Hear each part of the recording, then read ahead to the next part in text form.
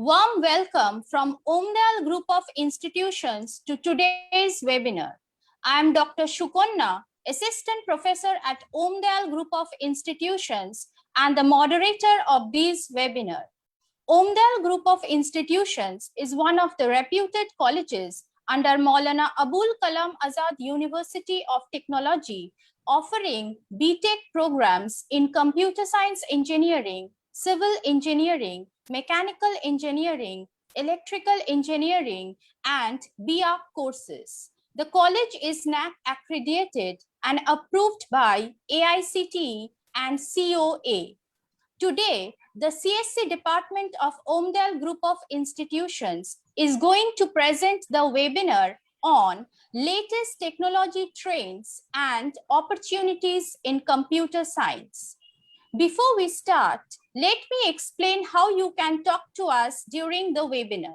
If you have any questions, please write them in the chat box and we will answer them at the end of the session. There's never been a brighter outlook for young computer science students than today. The recent stats show computer science graduates have some of the highest starting salaries and are in such high demand that they can afford to be picky about the type of job and the industry they opt for. And it's not hard to see why. Technology has been growing so fast over recent years that there has been a steadily increasing demand for bright graduates to come and help to transform the areas ranging from data infrastructure to cyber security. If you are interested in pursuing a career in computer science, it's important to stay updated with the latest trends in computer science. Today, we are privileged to have amongst us Mr. Abhay Vikram Singh, the founder and CEO of Trivit Technology Services, Professor Dipankar Hajra, HOD, Department of Computer Science and Engineering, and Professor Shoykot Pahari, Assistant Professor of Computer Science Engineering Department of OmDayal Group of Institutions, who will enlighten us on the latest trends and issues in computer science engineering. Moving on, I will introduce you to Professor Dipankar Hajra. Professor Hajra is an MTech from Jadavpur University. Prior to teaching, he was associated with Larsen and Toubro Limited for 3 years. He has more than 20 years of experience in teaching.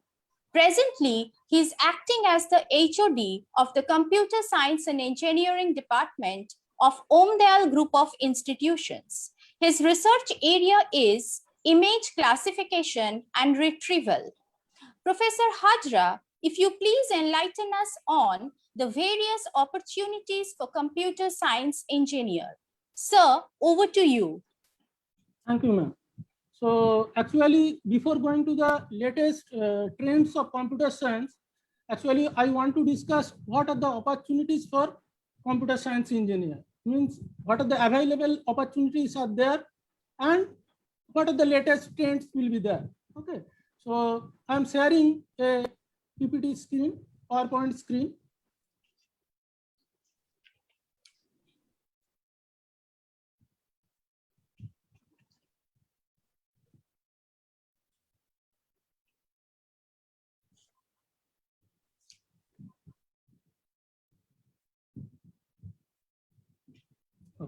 So before going to the what are the latest trends, so why to study computer science and engineering?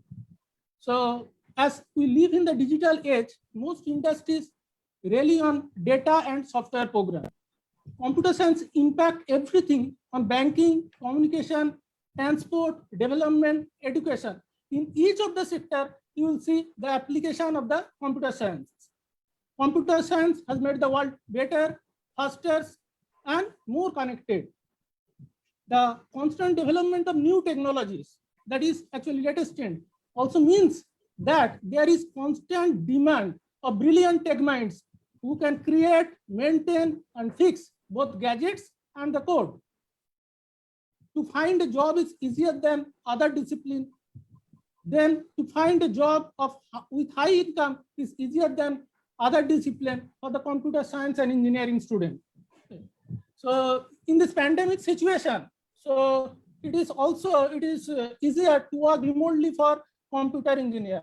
So these are the some of the reasons that one can study computer science and engineering and can prefer computer science engineering than other streams. Okay. So eligibility of studying BTech in computer science engineering. So that is actually required. A student required West Bengal JEE or JEE Main 2021 valid rank. Then he or she has to pass 10+2 board exam, 45% aggregate in mathematics, physics, and chemistry. So this is the eligibility of studying BTech in computer science and engineering. Now, various job profiles of computer engineers.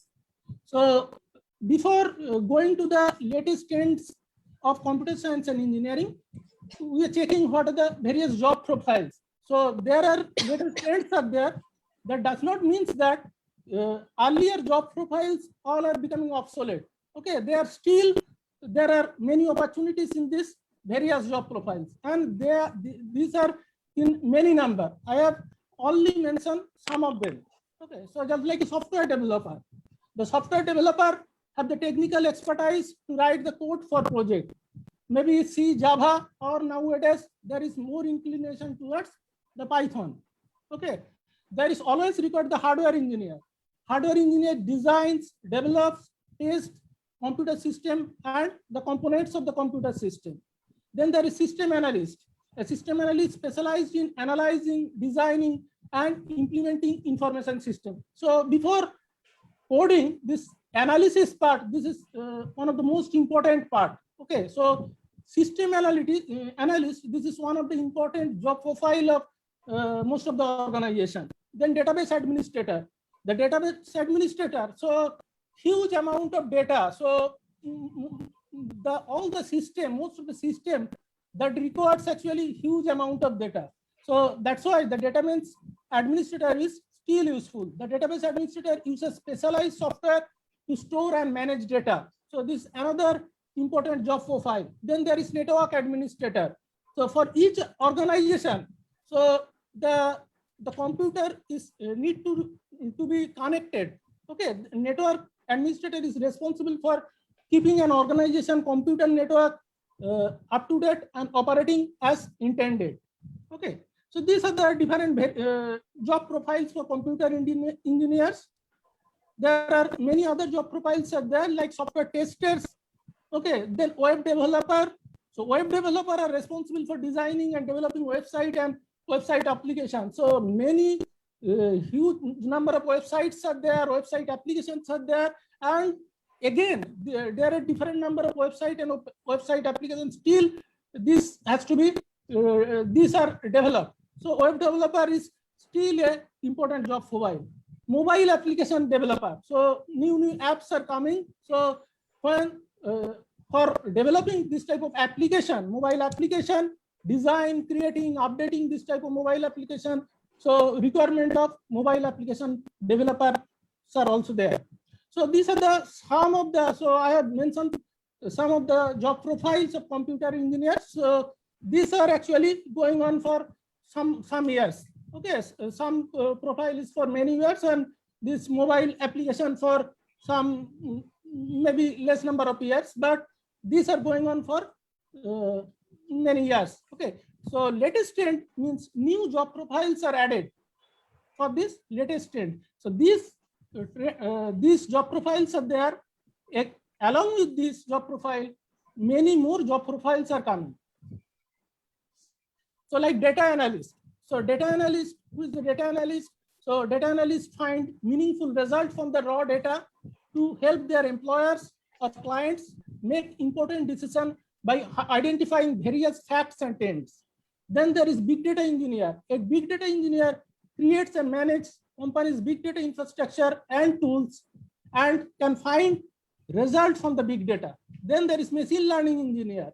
So a machine learning engineer is responsible for creating programs and algorithms that enables machine to take the actions without being directed. Similarly, there are IoT developers are there. IoT developer develop, manage, and monitor IoT device. So still there are many job profiles are there. So I have mentioned first the job profile that is from going on for many years, and still there active opportunities are there. And these are some of the latest job profiles for computer engineers are there. Okay, so this will be discussed in detail by our next speakers. Okay, about this latest job profile or latest trends. Okay. Then other scopes are also there after passing BTech in computer science engineering. So a student after passing BTech can opt for hard degrees like MTech or MBA. Then there is a research engineer job. So this also increasing in the field of computer science, because if there is latest trend, there will be more research and research job will be also be increasing. Then there are faculty jobs are there, colleges, universities. Then there is another one is education technology sector. This sector is also new job is creating for computer science engineer. So for a student to prepare for this job, okay, so basic some skill required for adapting to the newer trends. Okay, so these skills are required for most of the jobs, and when anyone is adapting to the newer trend, these skills are very much necessary.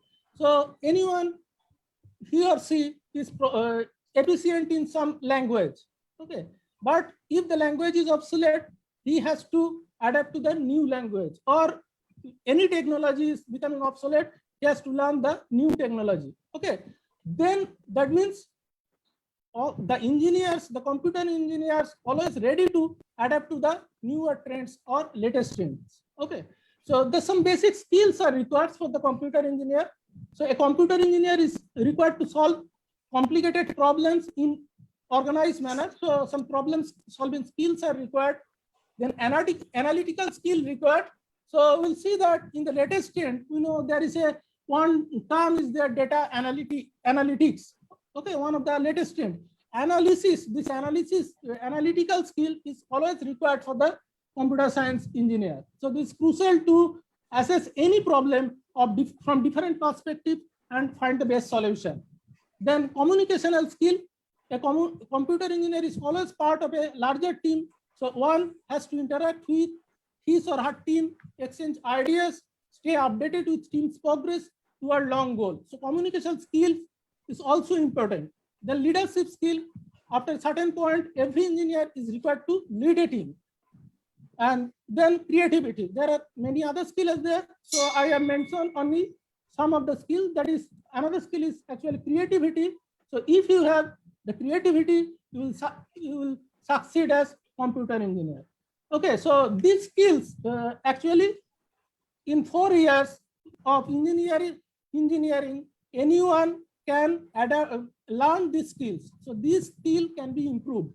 Okay, this is not like that anyone is having this skill and another student is not having that skill. Okay, so this skill student can learn, and he can, by learning this skill, if anyone can learn this skill, he or she can easily adapt to the newer trend. Okay, so this is from me. Okay, so now to the other speaker. So they will tell about the detail in the latest trends. Okay, thank you. Thank you, sir. I hope the students have understood about the different career options available to them in today's world. Moving on, we have the next speaker for the day, Professor Shoykot Pahari.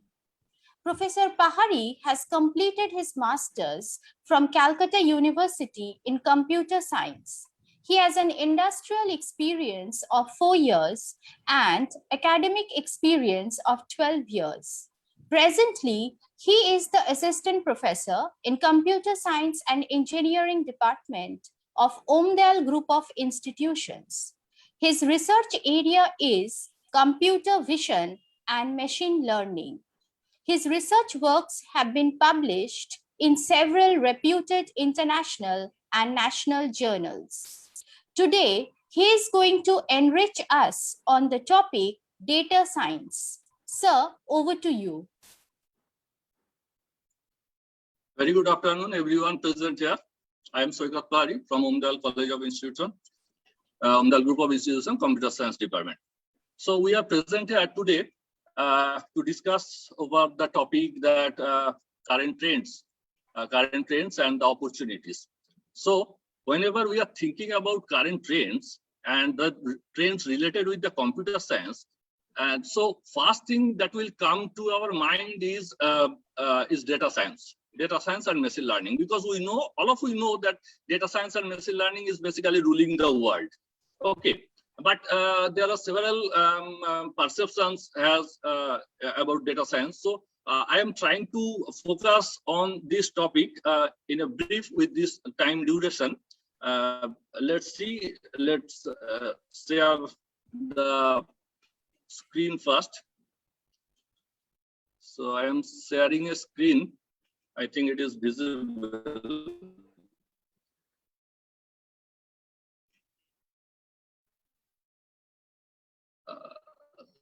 Sorry.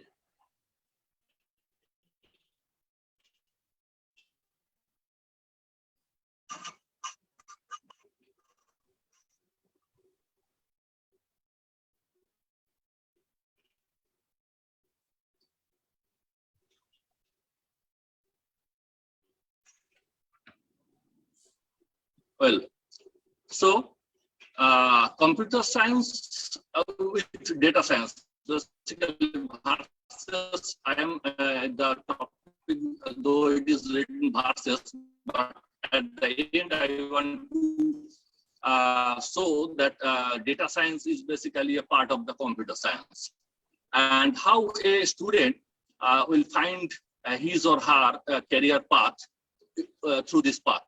So a student can enter into the college with the computer science background or with the branch computer science, and can get out of the college with a data scientist. Okay, let's see how it will happen.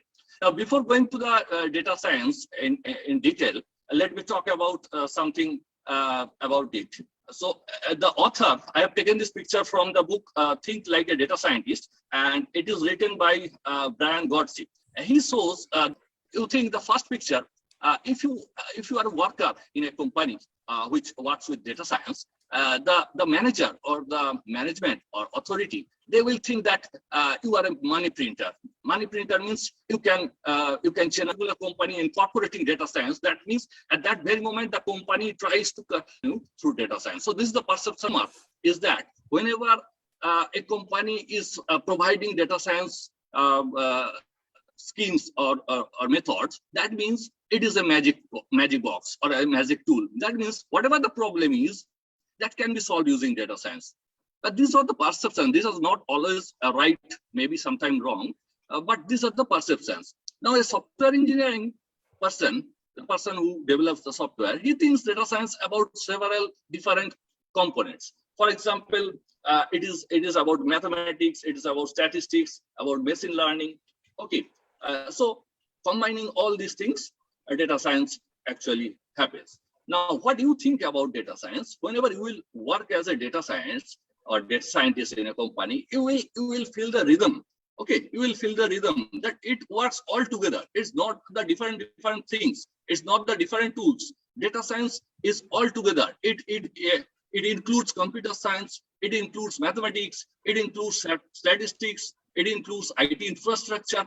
Okay, it includes databases. So whatever we are studying in our 4 years, along with some more methods, okay, tools, actually we can develop any data science project. Okay, so this is all about the various perceptions about data science. Now, why data science is required all at all? Because we have already existing various computer science algorithms, various methods already. Okay, so we have all this, but still we need data science. Why? Because that the internet is basically a storage of huge amount of data. Huge amount of data. We can't think that how much huge it is. Okay. In 2020, the entire data amount is 44 zettabyte. 44 zettabyte. And you know what is zettabyte? We know about kilobyte, which is 2 to the power 10, megabyte 2 to the power 20, gigabyte 2 to the power 30, terabyte 2 to the power 40, petabyte 2 to the power 50. So up to 2 to the power 50, we can assume, but not beyond that.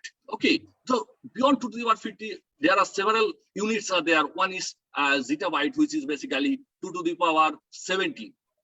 Okay. And by 2025, the entire amount of data will be about 463 yottabyte, which is 2 to the power 80. Okay, so this amount of data is very complex. You know, the structure of data is very complex. So it will be very difficult for any existing algorithm to extract data from this huge amount of complex data. We call it unstructured data. Okay, everywhere the data is not structured like our database. Okay, everywhere is not structured. So using this huge amount of unstructured data, how to extract the original data, the relevant data? Okay, for that we need some special technique, some special methods. Okay, that is why data science is required. Google processes 20 petabyte. It is about 2 to the power 60. Okay, Facebook have 2.5 petabyte per user. Per user 2.5 petabyte. eBay has 6.5 petabyte per user, and LSC sounds the lab that generates also 15 petabyte per year. So this is a huge data. So to work with this amount of huge unstructured data, we need to adopt some methodology which can handle this situation. Okay. So data science. That's why data science is required. Okay. Now, where it actually exists, where data science actually exists, basically it is a part of computer science. It is a part of mathematics, a part of statistics, also a part of business knowledge. Because if you want to develop a data science project, you need to know knowledge about computer science. You must have knowledge about statistical methods, mathematical methods, also the business knowledge. I'm giving a simple example. For example, Amazon. When Amazon recommends a product to a particular user, okay, when an Amazon particular product is recommended by Amazon, then how it recommends, okay, how it recommends. For that, if you want to develop this kind of recommendation system, you should know the business knowledge of Amazon, how Amazon works. You should know. Okay. Then you should know that a particular product can be recommended to which category of person. That means you have to categorize the persons. You have to categorize the customers, that this category of person can buy this type of product.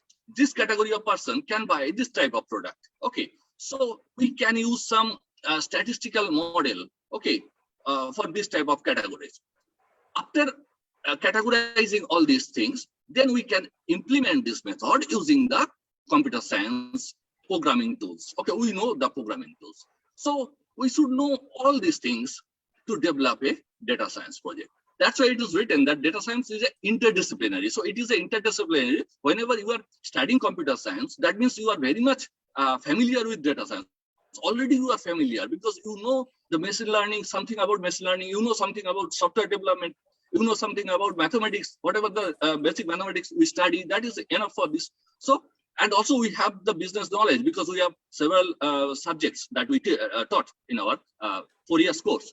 Okay, so all these things all together makes this data science. Okay, so this is all about data science. Now, what is the objective of data science? The objective is transform a raw data to a knowledge-based system. Okay, from a raw data to a knowledge or knowledge-based system, and from knowledge we can gather, we maybe gather some wisdom also. Okay, now what is data? we know all the data is, because all the students who are the students of computer science and also who are not a student of computer science have a basic idea about data. Our data is basically the raw facts or recorded facts. Whatever the facts we have recorded or stored, these facts are basically data. Okay, so the data about this picture, I think everyone knows about this picture. So the data about this picture is, what will be the data? The color, that is the red, and the shape of this object, that is round. Okay, so color and shape, these two are data. In data science, we call these are the features. Okay, we call these are the features. Now, using these two features, one can identify that this object is a tomato. Okay, this object is a tomato, so one can identify. So this is the information. Now, whenever we are transforming this data to information, there are several steps. Okay, because only having this much data is not enough to identify an object with tomato, because there are several other objects like apple, like other fruits or vegetables who looks like same, who have the same kind of feature like a round shape and red color. Okay, so only these two features is not enough. We need some other feature. For example, texture of an object. Texture means the color of its skin. Okay, so color variation, gradient of the color. So that texture is also maybe one more feature. So using all this feature, we can categorize a object into a particular, we can identify this object. Okay, so this is the information that we can come to know from the data. Now, from this information, after processing this information, we may have some knowledge. And this is that the tomato is a fruit or a vegetable, whatever you can say. Okay, so this kind of information will help us to make this knowledge. And after this knowledge, after processing this knowledge, we may have some wisdom that don't ever put a tomato in a fruit salad. Okay, because we know that a tomato is a vegetable salad. A tomato is not used in a fruit salad. So that is the basically example. Don't compare this with any other things. So this is the example. So from the example, we can come to a wisdom that what is data, how a data can be transferred to information, how a information is transferred to knowledge, and how a knowledge can be transformed to wisdom. So this is what basically the objective of a data science. Okay, and if we talk about the application, real life application, there are several applications. Almost all the companies and industries today are basically using data science for their own purpose. For example, Facebook. Okay, Facebook is using social analytics. Using social analytics, it recommends friends. Okay, so who will be your friend in future? That can be recommended by Facebook using some data science. I will discuss this about a brief in later.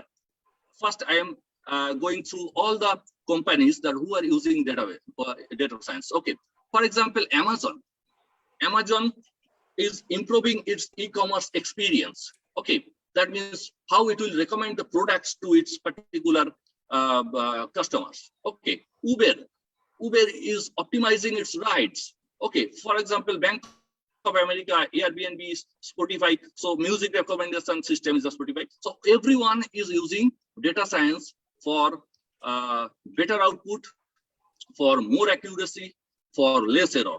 Okay, so these are the various use cases of data science. Now, I am basically showing some algorithm related with data science, which are basically used nowadays. These are real life example. Okay, so the first is Uber search pricing algorithm. Uber is one of the most important company. You know that Uber is the highest cab chain in the world. Okay, so it has maximum number of cabs. Now, Uber has a dynamic pricing policy. Now, this basically this method is patented. That's why I cannot go into detail, but I may have a brief discussion about this. Now, this dynamic pricing, how they basically implemented this. Okay, so this is called search pricing algorithm. Now, Uber basically watches how many requests are there. Okay, so in the figure or in the picture, you can see the map pointing. Basically, these are the requests by the customers. Okay, so these are the ride requests, and you can see also some rides are there, some cabs are there. So total 5 cabs are there, you can see, and 7 number of requests are there. Okay, for example, so that means in a particular area, there are some ride requests and there are some cabs available.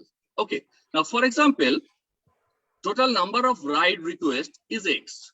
Okay, and total number of cabs available is Y. That means X is the request generated by the customers, and Y is the cabs available in that particular area. Now, if X equals to Y, that means if the request is equal to availability, then it is an ideal condition. So we need not worry about this situation. Okay, but if the request is much higher than the availability, that means if the demand is much more than the supply, in that case, Uber tries to capture some other information. Okay, for example, what is the condition of the traffic? Okay, what is the condition of the traffic? That is the traffic congestion, if the roads are congested or not. Uber tries to gather some other information, like what is the condition of the weather. Okay, so depending upon these conditions, it may dynamically increase the price. Okay, so this is not a very easy method, it is very complex method, because to gather all this information, Uber needs to access several other databases. Okay, Uber needs to access several other databases, and which are very complex one, because whenever you will access to other databases, a lot of other information will come to you. Okay, we call it noise. So we have to remove all this noise, then we have to extract the relevant data, and we have to implement this. So this is the basic protocol that I want to say, that using this method, Uber tries to basically increase the fare of the cab. And now what Uber says, they demand that this is very, means you can say this is positive. Okay, this is positive approach, because it will motivate the drivers. Okay, Uber demands this, that it will motivate the drivers, because if the drivers are motivated enough, then some other people who are not in this driving profession, they may come into this profession, and accordingly, the difference between the request and the availability will be minimized. Okay, so if more and more driver will come into this job, then obviously this difference will be minimized. Okay, you can understand this one easily. So, and you see this works. Actually, this is a successful algorithm by the Uber, because Uber today is one of the largest cab chain. Okay, so this is one thing that we have seen about Uber. The next algorithm I want to say about is Pagerank algorithm. Okay, Pagerank algorithm, and Pagerank algorithm is basically developed by Larry Page. Okay, developed by Larry Page. Now, Larry Page, you know, Larry Page, who is Larry Page? Larry Page is the co-founder of Google. Okay, Sergey Brin and Larry Page, they are the co-founder. So this algorithm named after the Larry Page, this is called a Pagerank algorithm. Now, whenever you type something in Google for searching, you see there are several links coming in front of us. Now, which particular link will come at the front, and which links will come later, okay, which will come after 100, which will come after 200 links, and that depends upon the page rank value of that particular page. Okay, so each and every page in the website have a value. You can say, you can assume this a value, and this value is called the page rank value. Okay, now how this page rank value is developed? I have seen, I have already shown here a simple picture. You can say there are 5 websites. Okay, there are 5 websites, and each website have some inbound links. Each website have some outbound links. Okay, what is inbound links? Inbound links means from other website through some link you can come to this website. And what is outbound links? Outbound links is the from this website, clicking over a link, you can go to other website. Okay, Now, how this algorithm works, basically, initially, all the websites have a constant value of PageRank. Okay, so for example, you can assume that as there are 5 websites, so you can put 1 by 5, you can put 1 by 5 PageRank value to all the web pages. Okay, that means 0.2. Okay, 0.2. So 0.2 value can be initially allocated to all the websites. Now, whenever a random surfer means the person, the user who is surfing the web pages. A surfer is watching or viewing website 1. From website 1, he or she can move to website 2 or can move to website 4 because there are 2 outbound links. That means website 1 can contribute half of its PageRank to website 2 and half of its PageRank to website 4. So this is the way a particular page can contribute PageRank value to other pages. Just in the opposite side, website 1 can achieve PageRank value, can gain PageRank value from other websites also using its inbound links. Okay, using its inbound links. That means website 1 can gain value from website 2, website 5, and website 4. Okay, how much value it will gain? That depends upon that particular website. For example, if we think about website 2, how much value it will contribute to website 1? That is, there are 3 outbound links of website 2. That means website 2 can contribute 1 by 3, that is 0.33 value to website 3, website 5, and website 1. That means website 1 can achieve 0.33 from website 2. So I think you can understand website 1 can contribute 0.5 to website 2, can contribute 0.5 to website 4. Also, it can gain 0.33 from website 2. So this is an iterative process and it will continue till the end. Means when it will end, when all the websites PageRank value will be in a stable condition. That means there will be no more changes.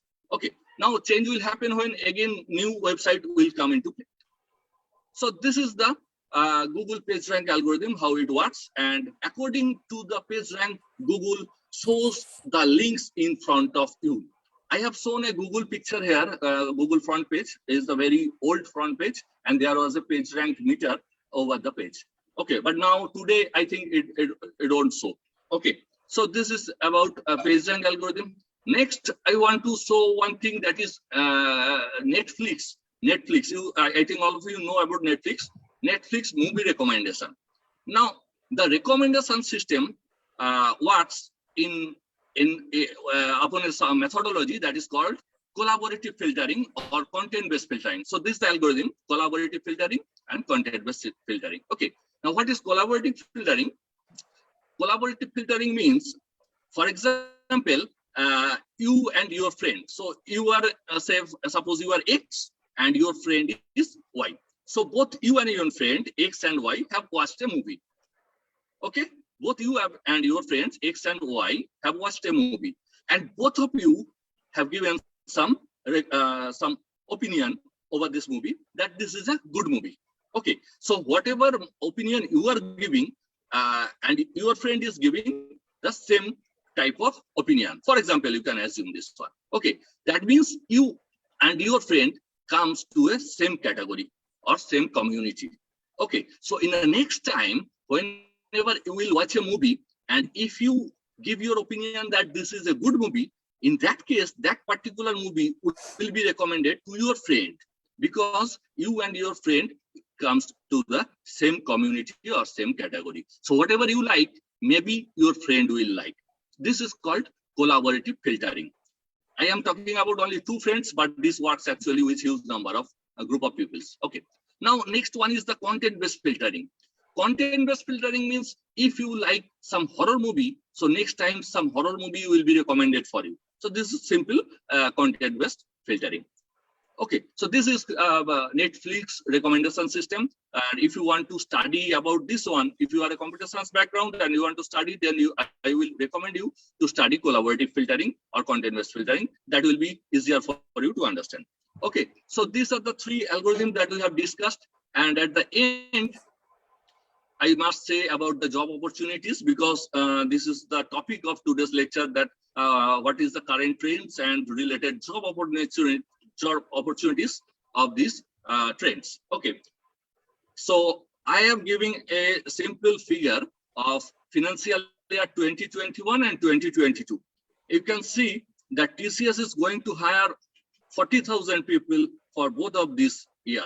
Okay, so like Infosys and Wipro, HCL. So each and every company or industry, they are going to take a huge number of people from this background. Okay, so this is all about my lecture. I have seen this. Thank you. If you have any queries, then obviously you can ask. I will answer all these queries. Okay, thank you. Thank you, sir. I hope the students have understood the basics of data science and its applications in real life. Moving on, I will introduce you to our chief guest, Mr. Avay Vikram Singh. Mr. Singh is a BTech in computer science engineering.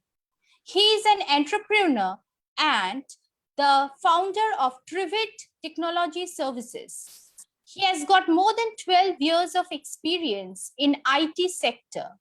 He is also an international corporate trainer catering to more than 50 clients across the globe, which includes the reputed organizations like Cognizant Technology Solutions, iGet, Capgemini, Tata Consultancy Services, Vodafone Germany, World Bank, Bank of America, etc. He started his journey from Variable Energy Cyclotron Center, VLCC, which is a premier R&D unit of the Department of Atomic Energy, Government of India. He worked in Tata Consultancy Service for 5 years and left the organization as an IT analyst. Thereafter, he joined Vodafone, Germany as an assistant manager and was outstandingly successful in his profession. Sir, if you kindly tell us about the latest technology trends in computer science that may emerge in the coming years. Sir, over to you. Thank you, Sukanya ma'am. Thank you, Dipankar, Shoykot sir, and everybody over here. Good afternoon, everyone. I want to extend my heartiest appreciation to the students, faculties, those who are present here, and the parents who are the part of this webinar. As ma'am has already introduced myself, my name is Abhay Vikram Singh. I'm the founder and CEO of Trivid Technology Services. It is a great honor for me to have this opportunity to interact with you students today. I would have cherished having this interaction in person, wherein I can see all and talk to you directly. But the times we live in now call for caution and physical distancing, right? Due to this COVID-19. We all are aware of this one. However, thanks to technology, we have this platform where I can connect and interact virtually. This particular interaction now unfolding in our lives is a small example of the importance of technology and its positive influence on our lives to make it better. So I would like to take this opportunity to interact with you all, dear students and their parents, about the importance of technologies, more specifically, obviously, computer science. It would be an understatement to say that computer technology has the single most impact on our lives over the last centuries, right? So we are surrounded by many devices, gadgets based on computer technologies. How many such gadgets can you think of, right? So now a couple of questions before I go ahead with the latest technology talk. I would ask these questions to the students. How many of you are the students of computer science, and how many of you are thinking to join the computer science, and why? There are many other streams as well. So why we are giving more importance to the computer science in order to get connected to the latest technology in the market. So this is what I'm going to talk about today's webinar. Now, already, I would like to thank Dipankar Hajra.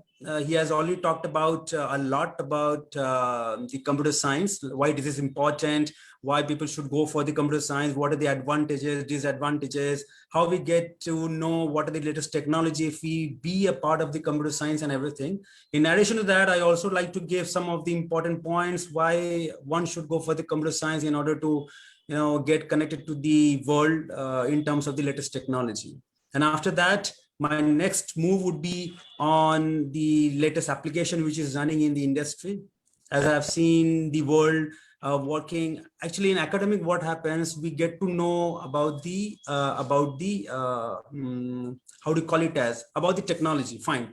Let's say, as Mr. Shoykot explained, data science. So probably you might be knowing what exactly the data science, but the real application you will come to experience when you are there in the industry, right? So like Uber, Ola, or whatever you think of, Netflix. So unless you are into the industry, you cannot experience the real life of that particular technology which you have learned being in the college. So in the college, people will teach you the latest technology, but when you come to the industry, you will get to know the real experience, real hands-on experience on the technology. So that is what I'm going to explain you. I'm going to give you a lot of live examples as well, how it could be done and how the industry is using the one which is being learned by everybody in the world, right?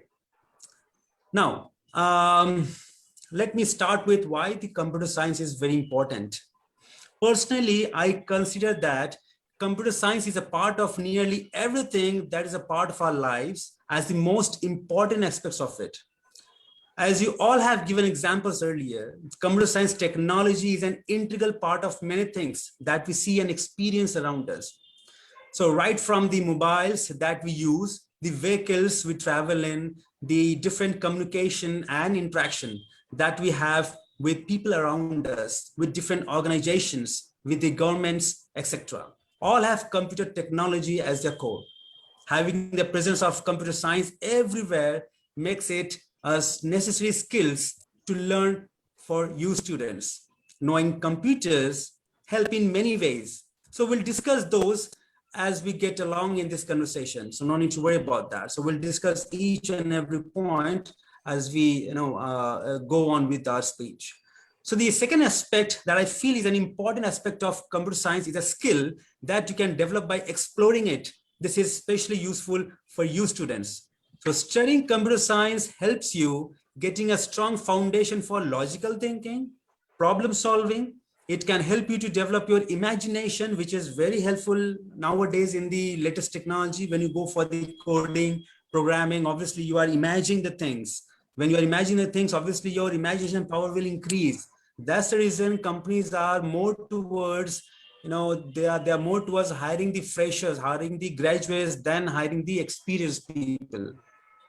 Because graduates and the freshers, they have the more imagination power to think of the logic for solving any kind of critical problems. So that's what I'm saying. Like, we have to develop our imaginations, creativity, or sensitivity to the world around you. Being someone in the industry for a long time, and with all my experiences interacting with students and different companies, I can say that these qualities are important for any students to develop. So being young, these are the qualities that you need to focus on, and that would help you irrespective of whichever field you choose. So studying computer science would help you in developing these qualities. I recently read some research findings in the internet. There was an observation by a respected authority which said that more universities want to include computer science as part of all the courses, and knowing about it is a sign of being a complete student, right? So there's another important thing about studying computer science. See, why I'm focusing more on computer science, because you need to understand before I start my speech on the latest technology, that how do I get to know about the latest technology? So the first step is the computer science. You need to offer a computer science. Therein, Once you are into the computer science stream, there you will get to know what are the latest technology and other stuffs. So we have to take the steps one by one. So first step is the computer science. That's the reason I'm talking more about why computer science is important in order to flow with the trend in the latest technology in the market, right? So why studying the computer science is very important. So because it drives innovations and progress in all these fields, whether it is an education, entertainment, business, engineering, health, or any field. So you could be the part of this if your interest lies in computer science. Now let's talk about the career opportunities. Fine, we have learned everything, how it is going to affect our career, how it is going to boom our career. I mean, what is the main focus of being a computer science engineer, right? So from the career perspective, there are a few of the most important reasons why computer science forms a strong foundation for a great career. From your perspective, from the perspective of a student, your perspective in a sense, from the perspective of the students, I consider the diverse career opportunities that studying computer science opens up as a single important reasons to choose it. What are the career opportunities that you can think of by studying computer science? So let me walk you through a few of the more sought after career opportunities that studying computer science would offer. The first one, and something which I'm sure would resonate with most of you, is software engineer.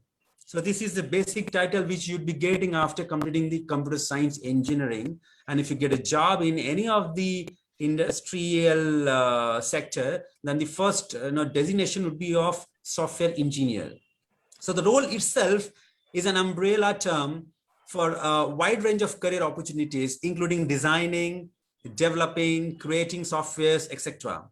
A software engineer can handle different tasks and find employment more easily in any tech company and other companies that rely on technology for their products. Now, talking of writing codes, how many of you like computer coding? So I have interacted many students in my life before. I have given many webinars for other colleges as well across the globe, not only in India, across the globe.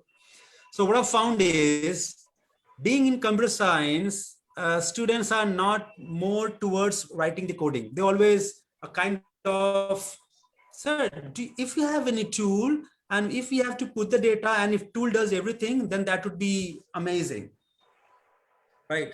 1 second, guys, my laptop is running out of charge. Just 1 second. I'm really sorry for this.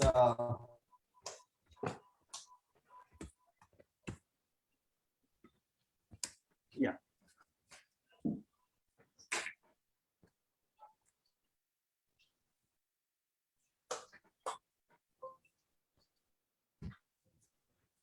Yeah.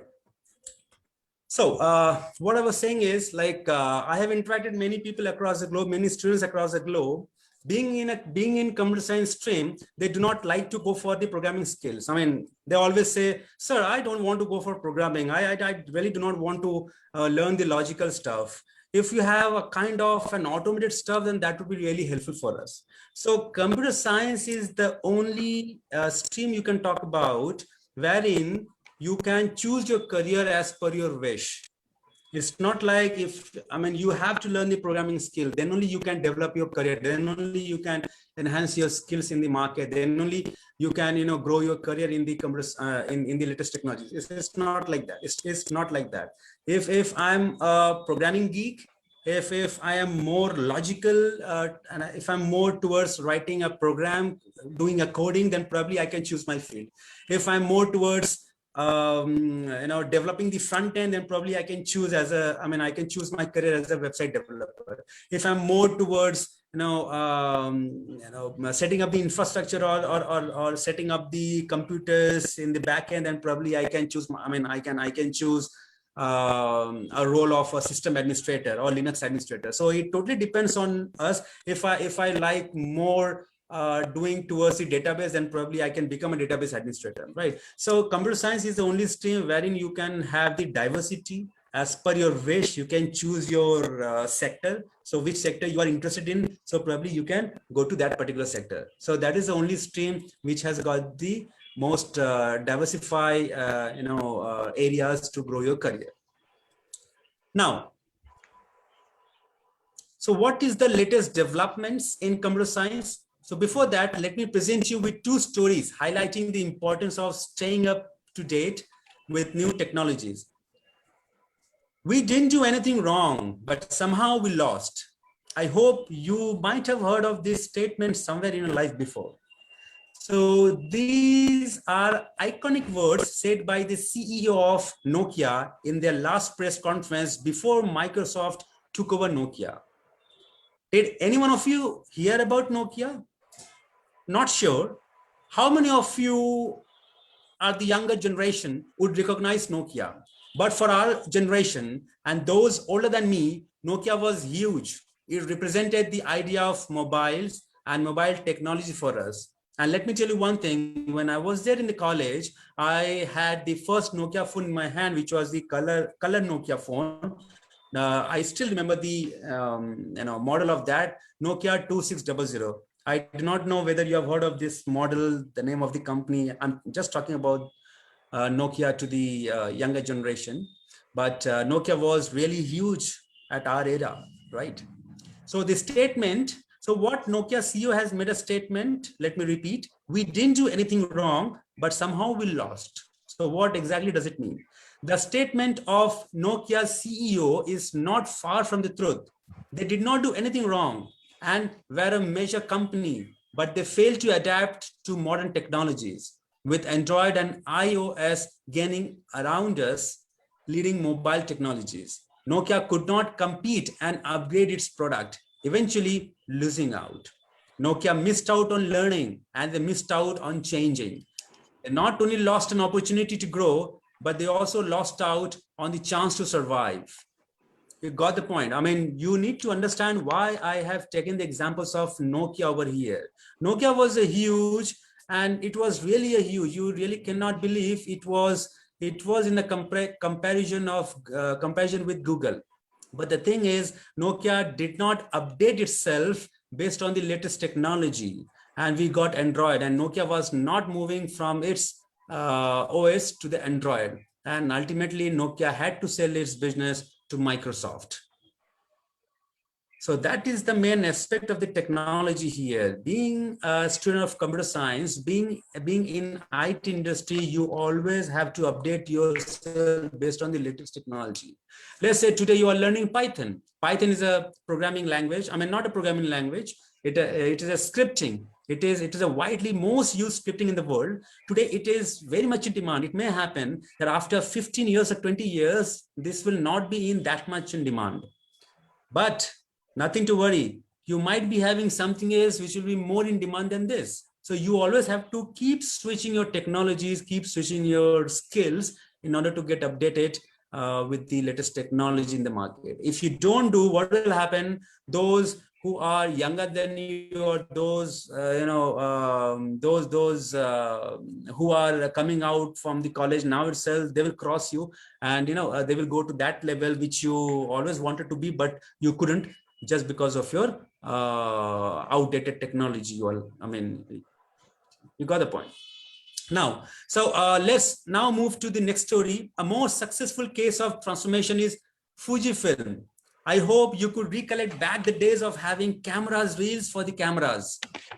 It might be a bit earlier to your time for a few of you. Fujifilm was one of the leading manufacturers and sellers of camera films. But in the, as far as I remember, 2010, I mean, 2010s, these Japanese major faced the threat of becoming irrelevant with the advent of digital photography.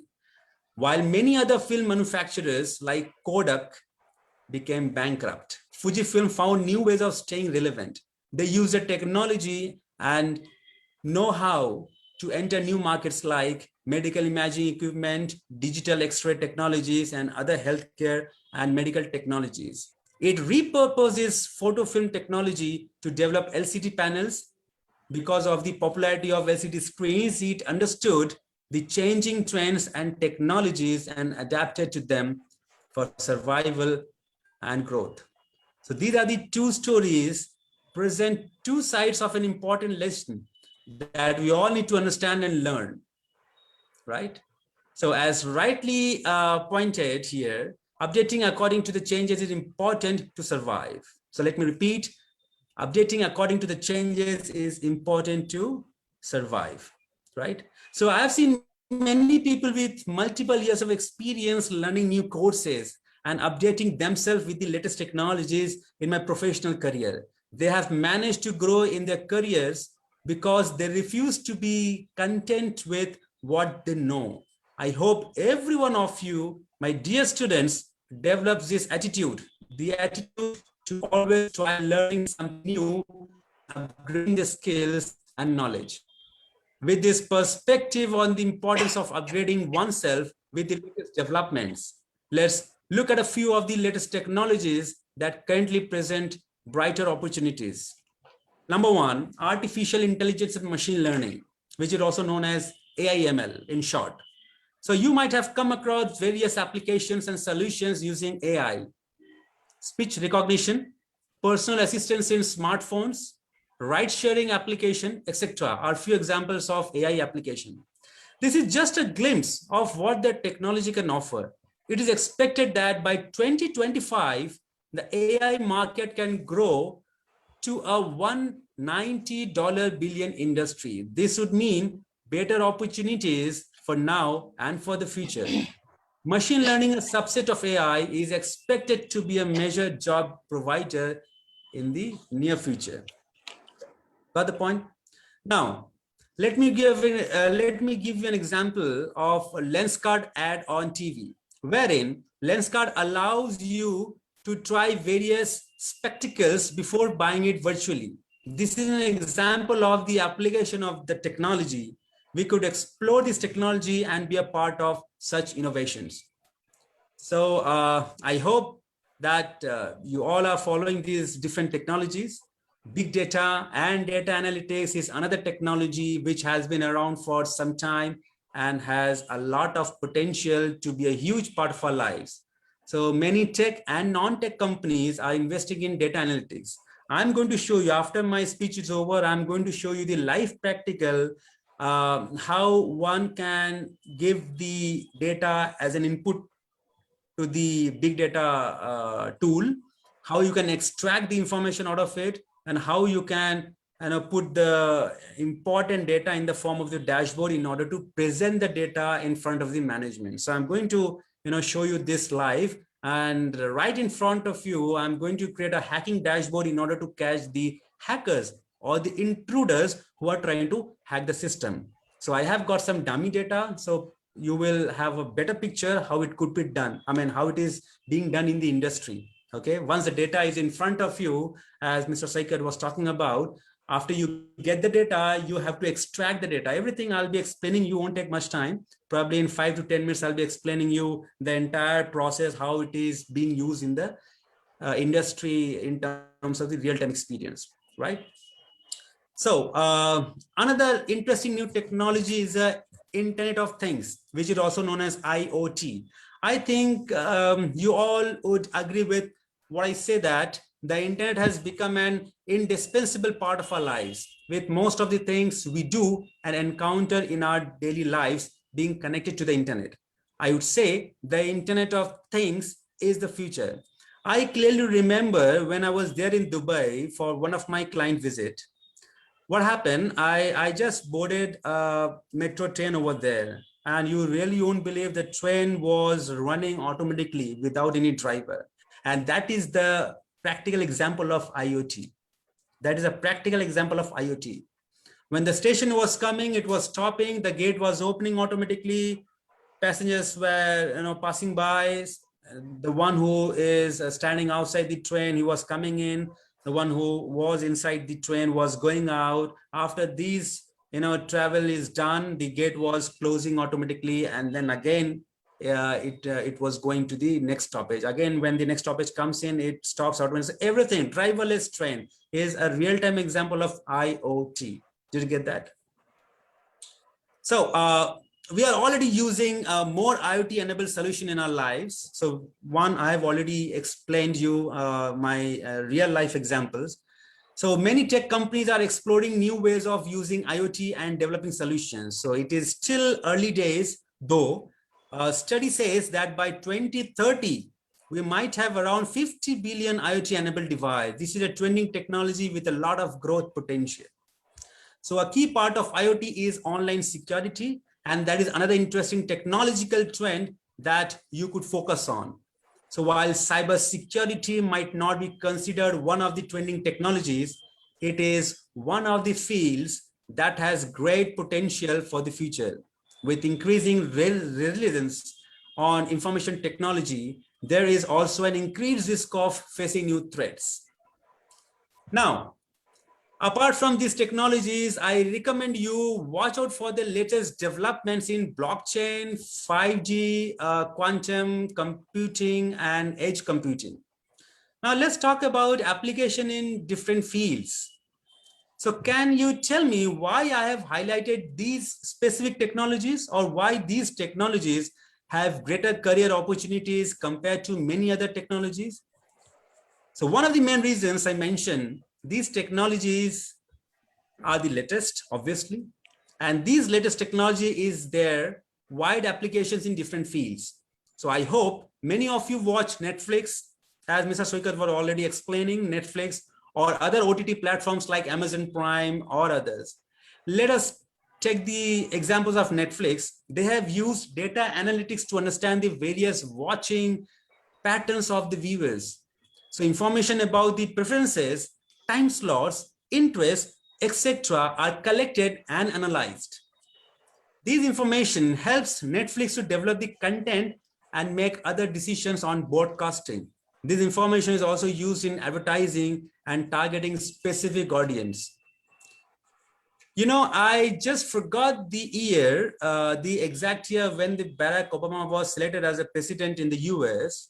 The second time when he was elected as a president, when he was elected as a president, you know, what helped Barack Obama to got the position of president in the US? Data science. You know what happens? Let me give you a very, very clear example of data science. Let's say I am connected to you in Facebook, right?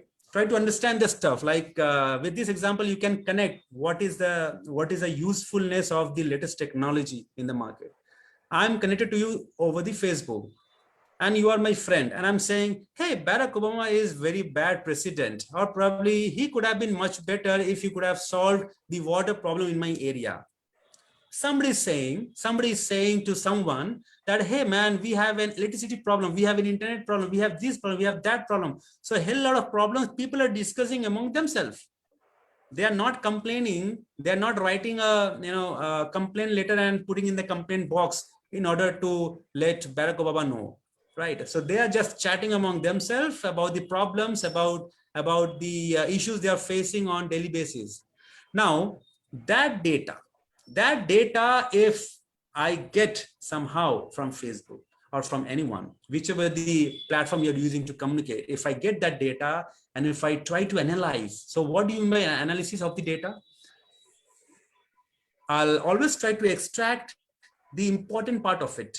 I will not take everything. I'll always try to extract the important part. So if I take the important part and if I get to know that, okay, people are facing these kind of issues in their area, in their country, in their part, in their city, and if I include those things in my speech, so let's say I'm Barack Obama, if I go to the people for giving a speech, obviously if I talk about that, if you select me as a president of USA, then probably I'll solve all your electricity problem, I'll solve all of your internet problem, this problem, that problem. So the people who are chatting in Facebook or probably in any of the platforms such like that, they will be very impressed. They will think, wow, I was thinking about to solve this one, and see that leader is talking about the same problem which we have been facing since long.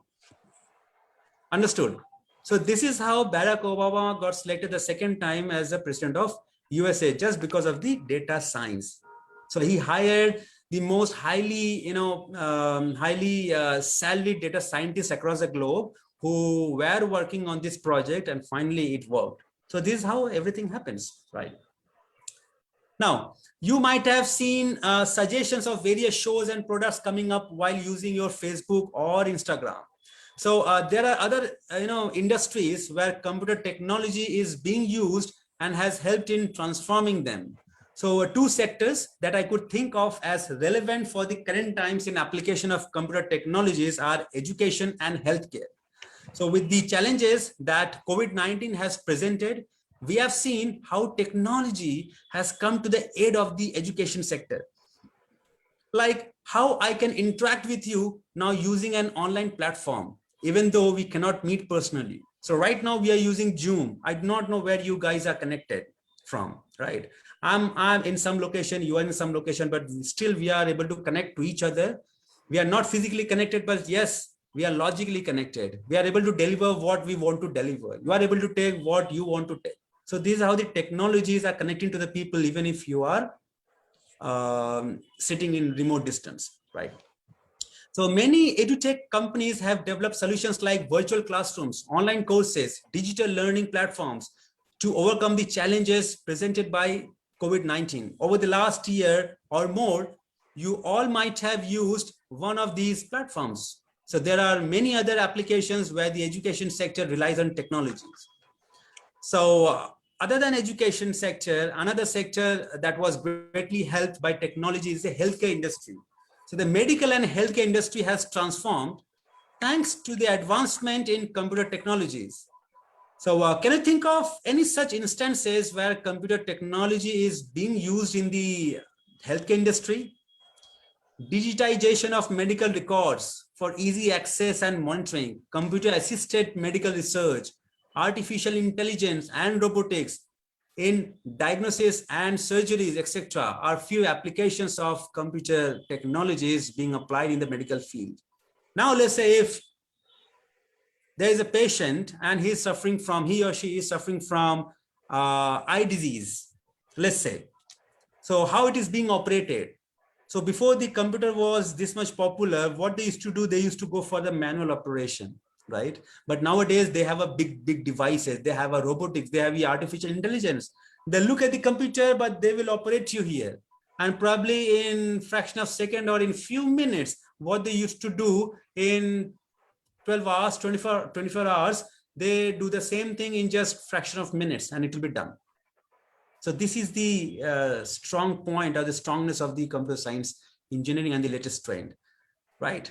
So apart from these sectors like education and healthcare, many sectors are reliant on computers and IT, like banking and finance, transport, communications, media, defense, etc. Employ computer technologies and rely on the latest technologies for the transformation.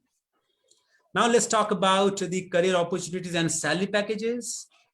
All these things are good things about computer science and technology, but you might be wondering what is the advantage that it has for you, whether you are already pursuing computer science engineering or wondering which stream to select as a part of your engineering. Few of you might have selected a different engineering stream, but have an interest in computer science. So you are a crucial point in your life. My attempt here is to help you develop an understanding of the career opportunities and the current market so that you have the information to make the right decision for yourself. I highlighted the importance of computer science to make you realize the enormous career opportunities that it provides compared to other sectors. Okay. The demand is so high that many IT companies recruit graduates even from other streams and are training them. Do you know that? Whichever the sector you go, my dear students, whichever the sector you go, either you want to go for banking sector. I'll take the name of few of the giant companies, who are leading the entire world from each of the sectors. Let's talk about banking. World Bank, Bank of America, Network Market, HSBC, HDFC, which but the bank you talk about, everybody is using computer technologies. When you go to the bank, you tell me one thing, when you go to the bank to deposit money in our account, and if something goes wrong, what people say, oh, server is down. So who is taking care of that server? How the server will be up? Behind every technology, every IT function stuff, computer engineers are working. Got the point? So it may happen. It may happen that SBI server project is given to TCS, Tata Consultancy Services, or it is given to Wipro. So whenever SBI server is down, or if any problem happens, immediately they make a call to Wipro guy. Wipro is a company, IT services company, right? You might be knowing about Wipro pretty well. So they will make a call to them. They will create a ticket, and immediately they will start working on solving the issues. Right? So now if we talk about retail company, then we have Tesco. If you talk about telecommunication industry, Airtel, Vodafone, AT&T, you have Etisalat. So a lot of companies are there which are going for the computer technologies. Now if you talk about card industry, then Visa, Master, Maestro, American Express, everybody is using. So I'm not only talking about IT sectors like IBM, or you have TCS, Wipro, Infosys, or Cognizant, iGate, Capgemini. It's not like that. Every sector is using computer technology, every sector. So if you learn the latest technology, you will have broader way of getting the employment. This is the first thing. Not only you have to search for getting into TCS, not only you have to search for getting into CTS, you can be a part of anything. Now here there's also one part I would like to discuss. Two kinds of industries are there. One is service-based industry, another is product-based industry. So in service-based industry, in the sense like Wipro, Accenture, TCS, CTS, what they do, they get the project from the client. Let's say their client is in USA or Australia. They get the project, they hire the graduates, and they pay them some amount, and they get the works done. So this is known as service-based industry. They provide the service to their client. And what about the product-based industry? Like Cisco. Cisco has got their own product. Banking sector has got their own product, right? So telecommunication industry, so retail industry, they have got their own product. I have got a product. I have sold this product to my other customers, to my customers. Now I'm getting revenue generated year after year. So if you get into the product industry, obviously your salary would be even 10 times higher than being in the service-based industry. It happens because in service-based, what happens? They provide the service to the client, they get paid from the client, and then they pay you. That's the reason you have a limited salary package. But once you get into the product-based industry, obviously they have their product. They have their product sold to the customers. So year after year, they are getting a huge money out of it, right? For the AMC, for the renewal. So they don't mind giving you high package for any technology, for any project you are joining in. So over the years, I had the opportunity to be a part of many job drives. From my experience, I can say that computer science graduates or the students who have done various courses in computer science have more jobs than other streams. Our state of West Bengal might not be the first name that strikes when there's a conversation of IT and technology. Bangalore, Hyderabad, and Pune are a few of the more talked of cities when the IT industry is being referred to rather than Kolkata. Hence, I see a sense of hesitancy in a few students to take up computer science engineering, especially if you prefer staying in our state of Kolkata. So while there's a bit of truth to that, it is not the complete story. How many of you know that the big 4 tech companies have their offices in Kolkata? Apart from them, big Indian tech companies like Wipro, TCS, HCL, Tech Mahindra, etc., all have their offices in Kolkata. Apart from these companies, many other IT companies have their operation in Kolkata. So if you go to the Unitech, then probably you will get to know more about Ericsson, Accenture, and other companies in the Unitech IT field. I mean, who have recently come in and did the setup for themselves in Kolkata location. So with all these companies, there is no lack of computer science related IT jobs. So computer science graduates do have the edge in securing IT jobs. So this is what I want to say. Now, with all these opportunities, you might be thinking of asking me, how do we get these jobs? Now, these questions might have come to your mind. So with all my experience in the IT industry and being part of many job drives, I could say be smart. So you have to be smart. So by smart, I don't refer to being smart in the way you look. Of course, that is also very important. But by being smart, I prefer to be updated about the latest technologies. If I'm the recruiter, because I have worked as a recruiter as well, and still I work as a recruiter for the latest technologies like big data, Splunk, you have Python, you have Docker, Kubernetes, so a lot of technologies there for which I work as a recruiter. So when I go as a recruiter to the recruitment drive, obviously I don't see the color, I don't see the gender. What I look at is whether this guy is updated with the latest technology or not. I do not see the depth. Not everybody see the depth. Obviously, being a college student, you cannot develop your depth in all the technologies, right?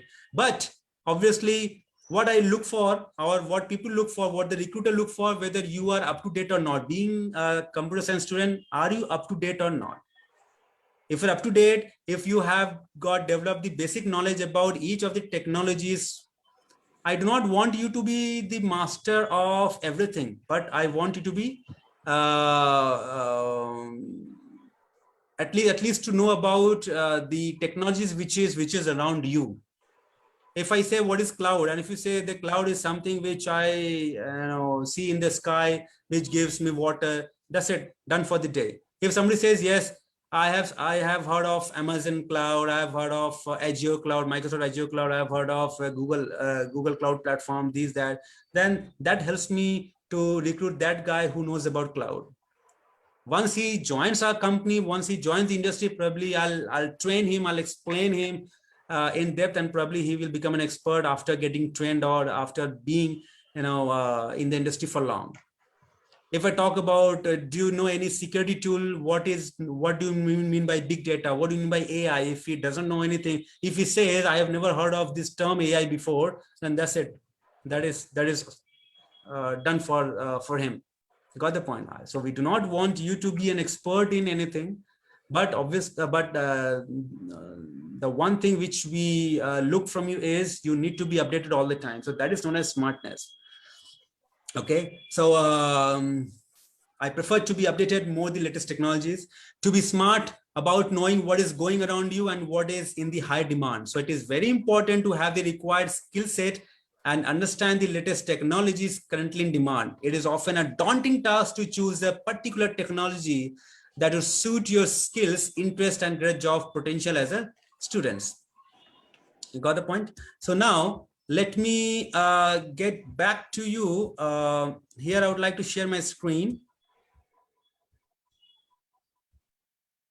so that I can show you some live examples of the latest technology.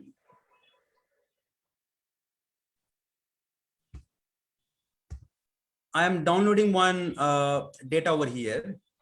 That is the historical data of a hacking system.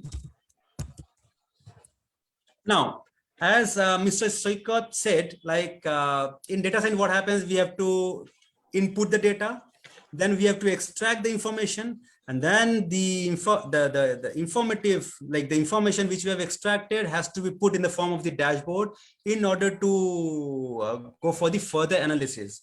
So I am using a tool called Splunk. So guys, there's a tool called Splunk, S-P-L-U-N-K. This is a big data tool. This is a big data tool, and this is very much in demand in the market. So what is big data? I will not go much in deep in big data, but what exactly is that? I don't have any presentation with me, but yes, I'll try my best to explain you as much as I can what exactly the big data is. It depends on 3 V's. Total three V's are there. It depends on total 3 V's. Volume, velocity, variety. There are total 3 V's in big data. So in a very layman language, I'm going to explain you what exactly is that, and then I will jump into this one to show you the real-time, hacking dashboard, how it could be done in fraction of a second, how you can catch the hacker if you have the data available with you, right? So number one, why Splunk is known as the big data tool? So what is big data? I will not go much deep in big data, but just a glimpse of the big data in the sense the data which is big and nothing else, the data which is big. So Newton found the gravity, right? But it doesn't mean like before the Newton was born, there was no gravity in the world. There was a gravity, but no one could recognize that there was a gravity. So Newton found it. So big data was earlier also. It's not like big data came last night or probably 10 years back. The big data was earlier also, the data which is big. But the thing is, when you have more and more data coming in, and if you don't have any tool, if you don't have any strong foundation to handle the data, then what will happen? It will start hanging in the middle of the execution. It's something like, let me tell you, it's something like, if I ask you in a very layman language, if I give you 20 chapatis, if I give you 20 chapatis to eat, and if I give you 3 hours time, you can eat 20 chapatis. Even you can eat 30 chapatis also. There won't be any problem. But if I ask you to eat 20 chapatis in just 5 minutes, you will not be able to. So that is the big data. Big data in the sense the data which is big. Machine is generating the data. The data which is being generated from the machine. When the machine starts generating the data, obviously the data will keep on getting generated after each second. So the frequency of generating the data would be more and more. So you need to have the system which can handle the incoming of the data more effectively and efficiently. If the data is getting generated in a very high speed, you should have some kind of mechanism, or you should have some kind of tool which can handle the data efficiently and effectively. So that is how we have a tool called Splunk. So what Splunk says, boss, if you get me, if any machine in the world is generating 1 petabyte of data per second, I can handle it effectively and efficiently. Can you imagine 1 petabyte? So 1 petabyte comes after 1024 terabyte. So 1024 terabyte means 1 petabyte. So if any machine is generating data at the rate of 1 petabyte per second, you can imagine what will be the volume of the data. The volume would be amazing. Like the data is going to be voluminous. And obviously the velocity, you can understand from this calculation what will be the velocity of the data. In 1 second, 1 petabyte of data is getting generated. So you need to have a very strong tool in order to handle if machine is generating this much of data every second. So that is the reason we have Splunk in place. That's the reason we have Splunk in place. So Splunk is the only tool in the market so far in 2021. I'm talking about up till now. It is the only tool in the market which can handle the data effectively and efficiently if any machine is generating the data at this much of rate of velocity. Now, so Splunk is a big data tool because it can handle the voluminous data, it can handle the velocity of the data, and it can handle the variety of the data. Variety of the data in the sense it can take the data from any sources. As Mr. Shoykot was talking about the types of the data, structured data, semi-structured data, unstructured data. So we have very few tools in the market who can handle unstructured data. What do you mean by unstructured data? Example. Before I go with the unstructured data, let me give you an example of the structured data. Structured data in the sense Excel. I have database. In Microsoft Excel, what happens? The first, let's say the first is, the first row is Abhay. Second row is Singh. Third row is Splunk. sorry, third column is Splunk. I'm sorry, guys. I was talking, I was saying row. The first column is Abhay in Microsoft Excel. The second is saying this is the last name. This is the technology name and so on. So we know what is the first column. We know what is the second column, third column, fourth column, and so on. This is a structured data, right? But if you have the data like this,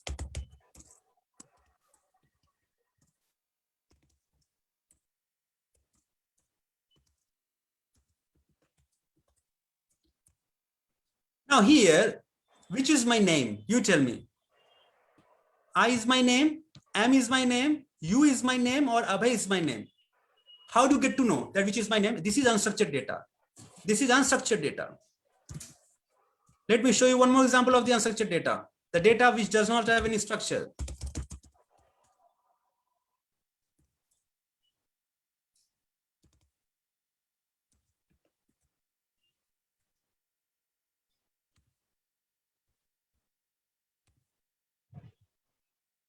This is the unstructured data. You copy any paragraph from the internet.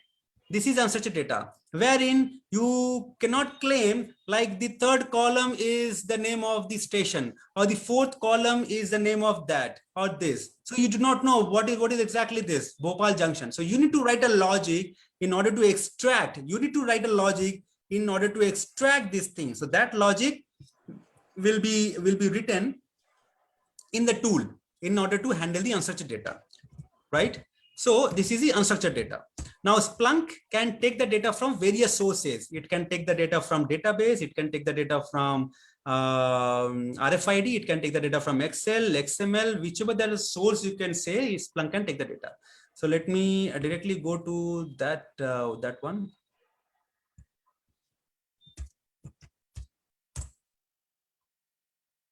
Okay.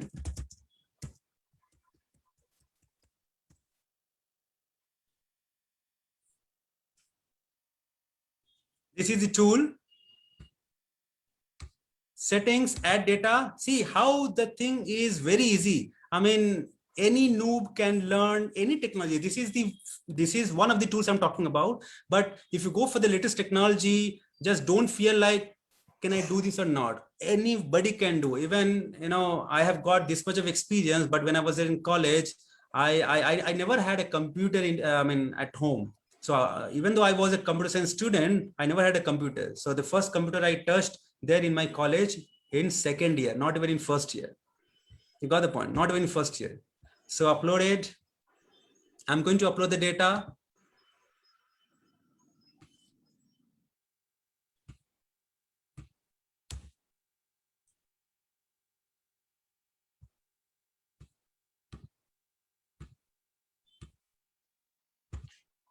Data got uploaded. So these are some technical stuff, so no need to worry about that.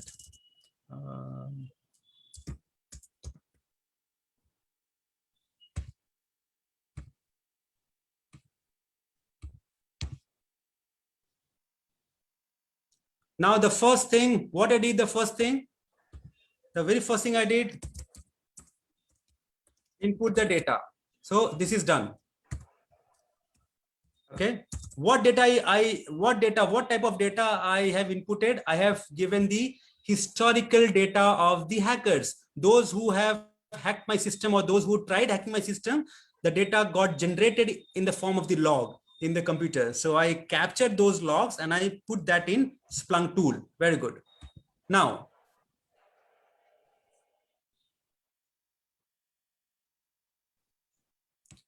the data will look like this.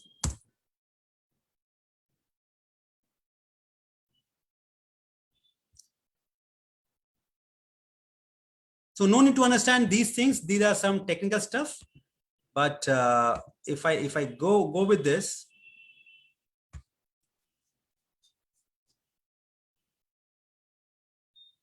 now you see here, if you read the lines, you will understand what exactly does it mean. Failed password for invalid user app server from this IP port, this, and this is the service which they have used for login to our system.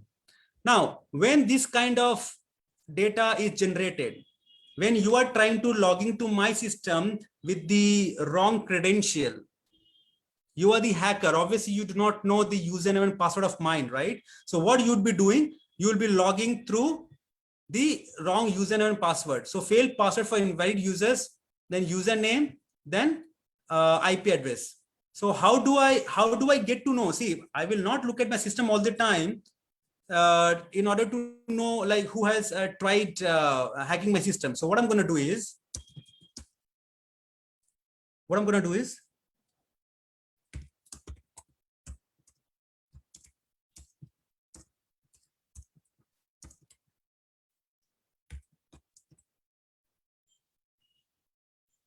I'm going to write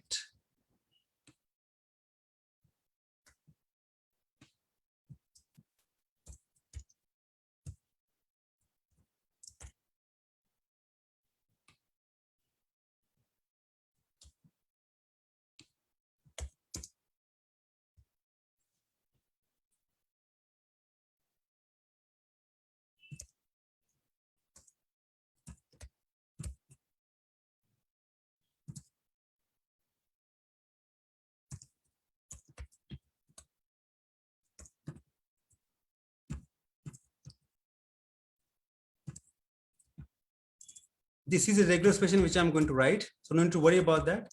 This is more technical, but at least you will get to know what I'm trying to achieve from here.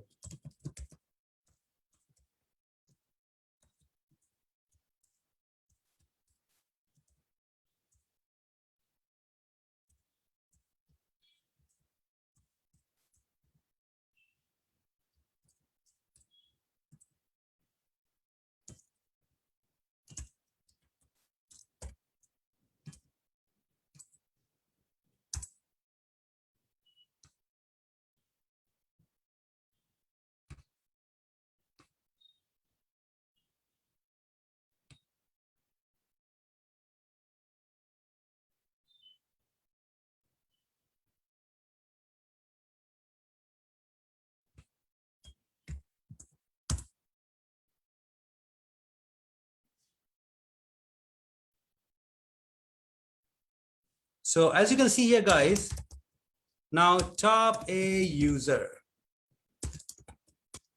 fails %.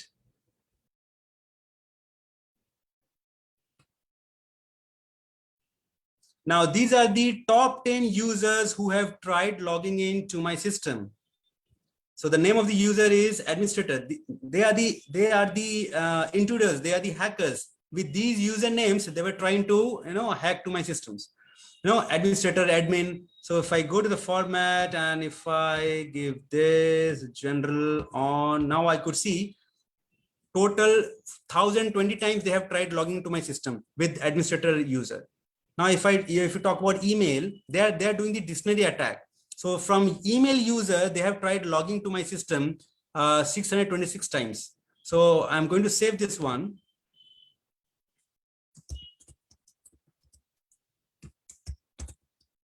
Hacking dashboard. I'm going to give a name. Top 10 users.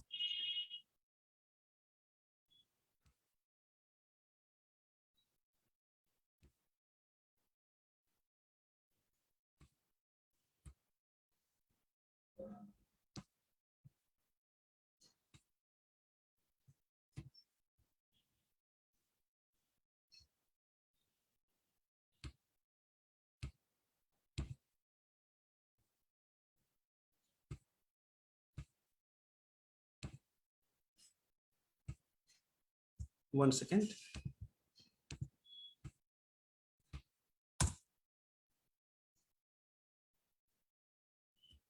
You understood, guys? So now,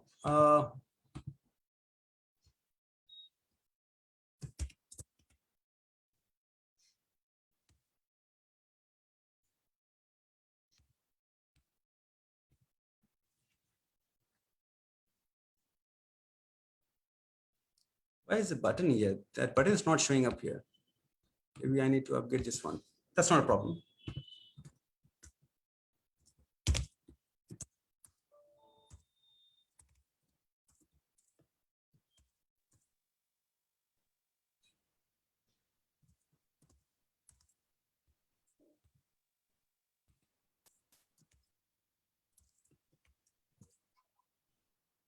If I talk about the IP address, now you could see these are the IP addresses through which they have tried logging to my system. Now the interesting part is I can also do kind of a IP location AIP.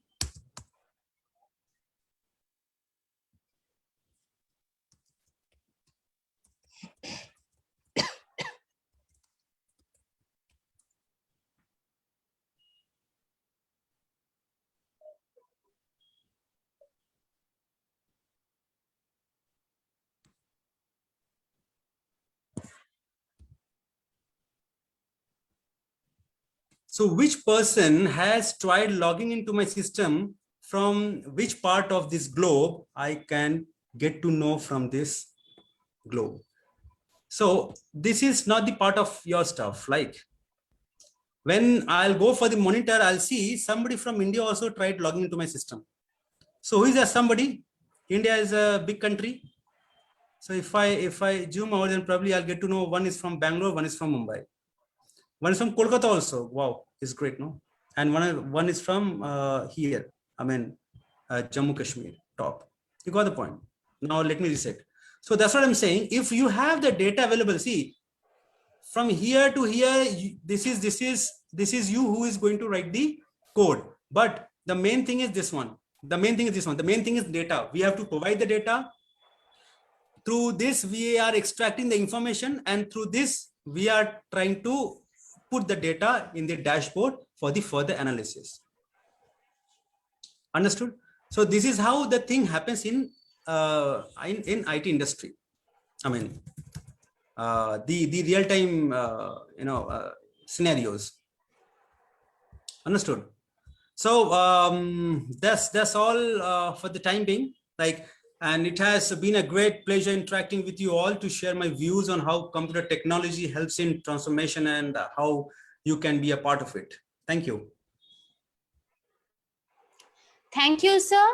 Thank you for the valuable information. And I hope that the students really benefited from your lecture. Next, we come to the question answer session. Sir, we have one question to Mr. Abhay Vikram Singh, sir. Sir, how can the students increase their programming skills? Okay. So as I highlighted in my talk, developing the attitude to be continuously updated is a key for success. So is the case even with developing programming skills. The technology is ever changing. Therefore, as someone interested in programming, you need to continuously learn and adapt to the developments. So number 1 point, programming, I mean, practice is the number 1 point. Programming and coding requires a lot of practice to be able to gain a command over. It is not a skill that can be mastered overnight. Most of the professionals that I have worked with have reached that stage only after continuous efforts over a period of time to enhance and perfect their programming skills. So as a students, I would want you to invest more time and effort in programming if you are serious of becoming a good computer programmer. Make it a habit to code every day for some time. The way you brush your teeth after you wake up from your bed, the way you do the other things. Without breakfast, you cannot go out. So, just make it as a mandatory part in your life in order to become a computer programmer, because that requires more and more logical thinking. So more and more you think about the problem, more and more you will have the logical thinking outburst, and you will have more solutions on the problem which you are facing. Secondly, implement what you have learned. The best way to know how much you have learned is to practically apply it. You can contribute your programming skills on open source platforms like GitHub. Probably your teachers would be telling you what exactly the GitHub is. So in the GitHub, you can, that's an open source platform where you can contribute your programming and others can use your, programs for solving their problems as well. So this gives you with opportunities to practice and improve your programming skills in a real-time scenarios. So when you are a part of such open source projects, you would also get a chance to interact with other programmers. So share your knowledge and be mutually helpful. Now, the third point is identify a mentor. So by being a part of the open source projects, this should give an opportunity to work with programmers who are more experienced than you. So identify such programmers or codes and try working with them. You will get an understanding of a lot of things which they have gained through experience by working on live projects. So be open to listen to them and take feedbacks. The next is be part of events and competitions. Be in lookout for any events like coding context or hackathons that are being organized. Over the last few years, I have seen many organizations, colleges, and students groups conducting various such events. So be an active participant in such events. You can join meetup groups, observe and learn from such groups. The next thing is you can work on a project. So as I was suggesting earlier, there is no better way to be sure of what you learn than implementing it. So identify a project and work on it. You can put all the learnings you had, the interactions, the connections you made, etc., to the task and develop a project. So more importantly, don't restrict the project to yourself after completion. Let's say if I have worked in a project and that is now completed. So just don't be very happy, like immediately start working on the other projects. So more you work on the projects, more and more you work on more projects, you will have more programming skills developed in your mind and your logical thinking would be increased. So make it live so that others can see what you have worked on. So you can reach out to me or probably any of your mentor in college. They would be able to offer you the advice as needed or refer you to other coders and programmers you would be willing to work with you. Thank you. I hope this helps. Yeah. Thank you, sir. Sir, one more question from the audience. In the coming days, what will be the fate of Python? Means, will it be important? See, Python is not in the coming days. See, Python is the only scripting language. Python is the only scripting language in the world which is on top demand from the programming perspective I'm talking about. See, there are many sectors in IT. One is programming, then web development, front end, infrastructure, cloud, security, robotics, data science, Splunk, which I talked about, right? So there are many things are there. If I want to go for a programming language, obviously we have C, C++, Python, Perl, a lot of stuff. But Python is considered as the most widely used scripting language, and it is very easy to learn. Now, just now I showed you one example of a tool called Splunk, right? That tool is made up of Python. Even every college, I'm just giving you the real-time examples of Python, why this is very much important and why it is a never-ending scripting language in the world. All the hacking tools are made up of Python, first of all. Now, the second thing, through Python, you can automate anything, whatever you can think of, you can automate anything. Even NASA, Bhaba, all the big organizations are using Python. Oh my God. Okay, let me tell you one thing. Even when you go to Google and you search for, let's say, Bahubali, or you are searching for computer science, you are searching for any string, what exactly is happening in the backend? In the backend, they are searching in Google database, and if they find any data, they are showing that data to you. You know what technology or what they're using in the backend? They're using Python. Now, I hope this answers your question, like whether Python will still be in demand or not in future, right? So Python is everywhere. It is a never-ending scripting language. It is the most powerful scripting language in the world, because all the big organizations are using Python. If I have taken the name of Google and NASA, I don't think like I have to take some other names for explaining you why Python is very much strong in the world, right? Thank you, sir. Thank you. So one more question. Okay. How is the job market for computer engineers in this pandemic situation? Okay. So unlike most of the other industries, I would say the software sector has the least adverse effect because of COVID-19 pandemic. So the overall economy has got into a recession. And I've seen, I have experienced 2 recessions in my life after I passed on from college. Number one, 2008, early 2009, when Satyam case happened for Raju Lingam. I hope many of you have known about this case. So that first recession was there, and the second recession here in COVID-19. In between, one more came probably in 2015, but that was not that effective. So the overall economy has got into a recession. However, the software engineering jobs are among the more stable jobs, least affected by the prevailing conditions. Not only in COVID-19, whichever the recession you talk about, the software engineering jobs have got the least affected by the prevailing conditions. You know, in COVID-19, let me tell you in one thing, COVID-19, all the sectors were down. All the sectors were down. Healthcare sectors.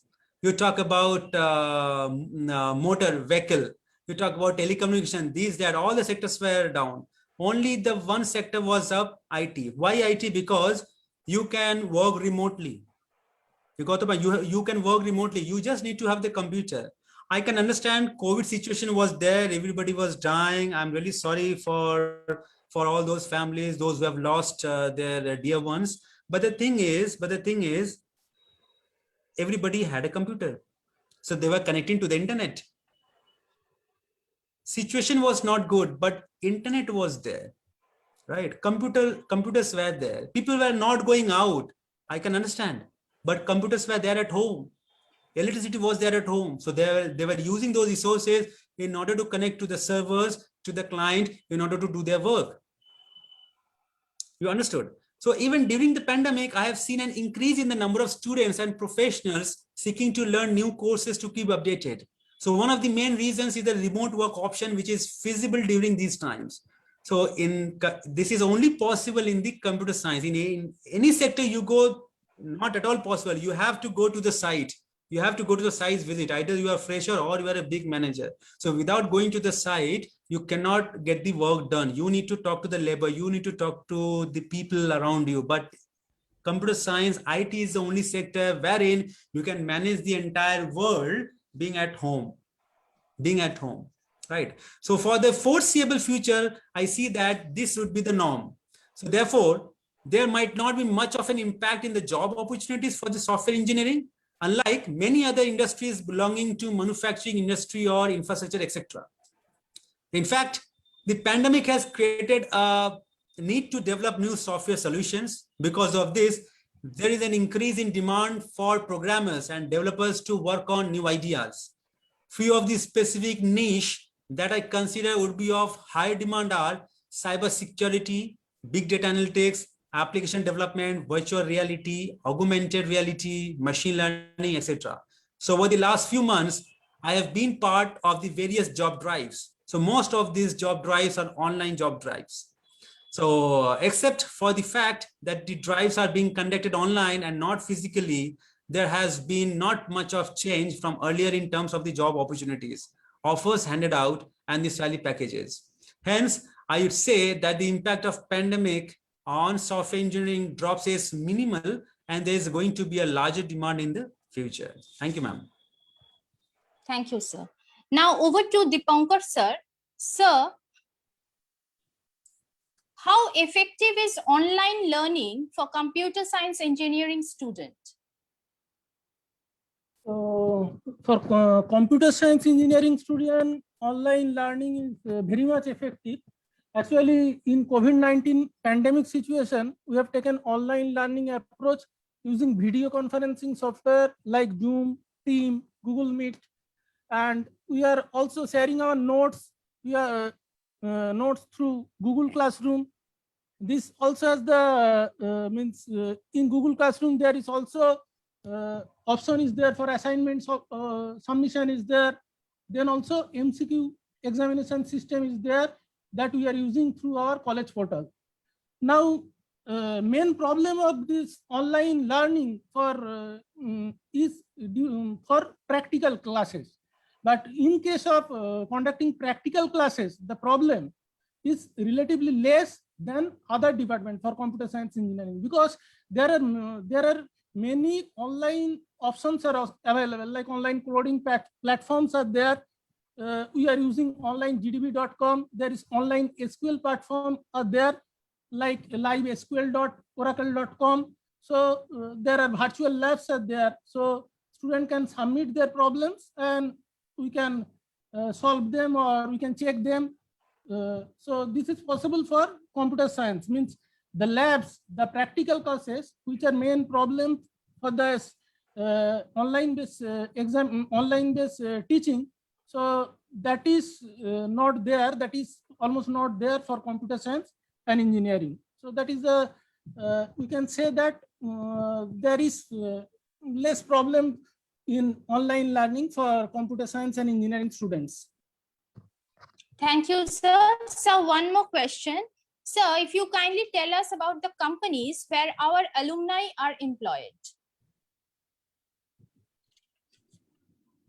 Company actually in for last batch, that means in 2020 batch, so that is our students got opportunities in Capgemini, TCS, then Web Integrity Limited, then Energen.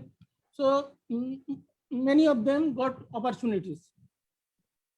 Okay. So that means opportunity is there for computer science and engineering students. Okay. Thank you, sir. Looks like we answered all your questions. I would like to thank all the distinguished speakers for sharing their valuable information clearly, which I am sure benefited the students greatly. Thank you for participating in the webinar. We hope to see you again next time. Thank you all.